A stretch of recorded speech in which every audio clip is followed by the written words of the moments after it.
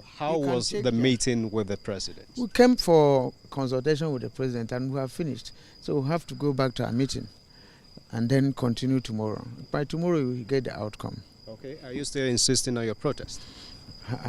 If I'm insisting or I'm not insisting, I will communicate to you. It's not an organization that one person rules. Let's go back. Now you have a meeting of Labour and the Governors Forum. We'll go back to the drawing board and digest all that Mr. President said to us and move forward from there. All right, thank you. Consultation is going on. We were dialoguing. Like he said, at the end of the day, you know what you are supposed to know and what you want to know. Okay, what do you think Nigerians should expect out of this? Of course, we are here to serve the country. Both the Labour, the government and the governed. We're all working service to the nation. Citizens who are also members of NLC wanted to see Mr. President, and they've seen Mr. President.